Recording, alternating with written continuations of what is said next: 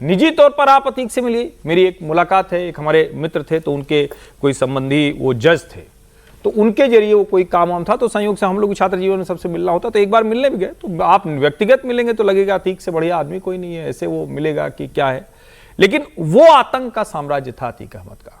और मतलब मुझे याद है कि एक कौन सा साल था मैं भूल रहा हूं, नॉर्दर्न इंडिया पत्रिका मार्ग पर एक दिन में 37 रजिस्ट्री हुई थी।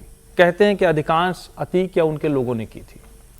ये सबसे मतलब एनआईपी यानी जो अखबार था उसका वो दफ्तर था, लेकिन उस रोड को कहा जाता है तो वो सबसे पॉश इलाका है, सिविल लाइंस।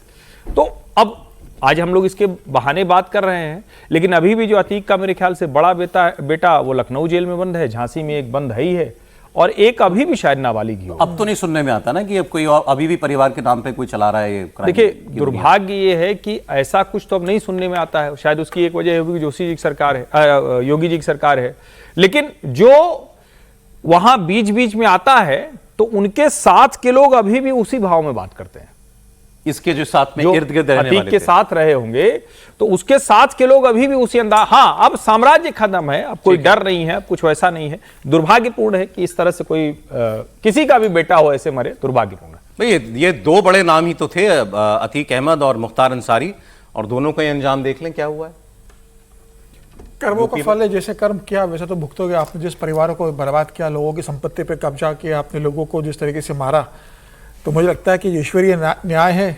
आज अतीक की पत्नी फरार है, उसका कोई पता नहीं है कि कहाँ पर है। मैं भी रुचि को सुना था, सॉरी वो कह रही है अब तो पुलिस ने उसकी तलाश भी छोड़ दी है। हाँ, गुड्डू बम्बाज शायद वो हो सकता है भारत में हुई ना, गुड्डू बम्बाज की भी तलाश छोड़ दी होगी, मुझे लगता है वो भी गायब है। गुड्डू बम्बाज लिखना छोड़ दिया आपने। तो शाइस्ता परवीन भी गायब है। उनका एक बेटा जब मर गया तो उसके अंतिम दर्शन के लिए नहीं आ पाई। अब ये बेटा मरा, अब इसके लिए भी वो लौट के नहीं आएंगे क्योंकि पूरी अरेस्ट करेगी। तो पूरा परिवार लगभग खत्म हो गया। जो कहा जाता था कि हर्षवर्धन जी इतना बताया उनके बारे में कि इलाहाबाद में तूती बोलती थी, आज परिवार पूरा खत्म हो गया पूरी तरीके से। तो अपराध के अर्जित जो साम्राज्य होता है, अपराध से जो आय अर्जित की जाती है वो इसी तरीके से बर्बाद होती है। आज नेता कल उसको आपको फल भुगतना है। और सड़क दुर्घटना में वो मारे गए। अभी दो बेटे तमाम गुनाहों के अंदर जेल में बंदे लंबे समय से, लखनऊ में और झांसी में। उनका भी बोल दीजिए, उनको धुरंधर याद आ रही है। नहीं, अखिलेश यादव का तो बहुत दुर्भाग्य। अखिलेश यादव तो कम से कम मुलायम सिंह के तो ठीक है, उन्होंने खाटी राजनीति की, उनको तमाम अपराधियों के साथ, भ्रष्टाचारियों के साथ तमाम को लेकर उन्होंने अखिलेश यादव तो इस राजनीति से दूर रहे। अखिलेश यादव ने जमीन स्तर पर समाजवादी पार्टी की राजनीति की। अखिलेश यादव पढ़ने के लिए विदेश गए, सैनिक स्कूल में गए। अखिलेश यादव इन सबसे दूर थे। उसके बाद जब अखिलेश पार्टी की राजनीति में लौट के आए तो अखिलेश ने वही पार्टी को स्वीकार किया, पार्टी में वही चीज़ों को स्वीकार किया जो मुलायम सिंह यादव करते थे।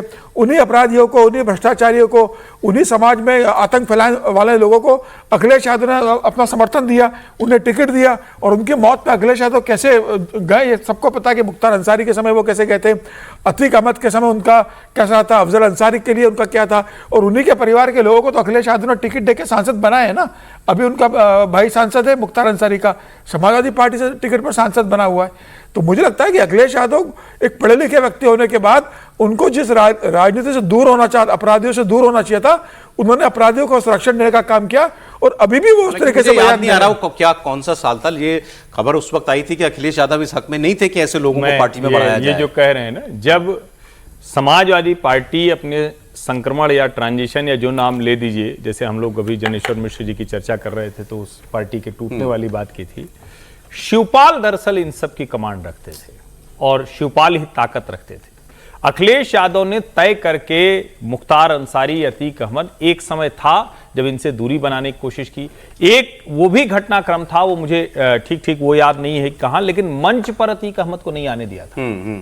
ये सारी घटनाएं हुई थी। लेकिन उसके बाद अखिलेश यादव को लगा होगा कि शायद ये सब हमारे लिए बड़ा जरूरी है। वरना सोचिए, ठीक है आप राजनीतिक तौर पर कह सकते हैं कि भाई वो आपकी भी पार्टी के सांसद रहे, उनके भाई रहे, वरना क्या जरूरत थी मुख्तार अंसारी के नमाजे जनाजा में जाने की या उसके बाद जाने की? कोई आवश्यकता थी कि आपको कौन सा ऐसा संदेश देना था कि नहीं भाई मुसलमान? और उस लिहाज से तो आप उतना आजम खान के साथ नहीं खड़े हुए।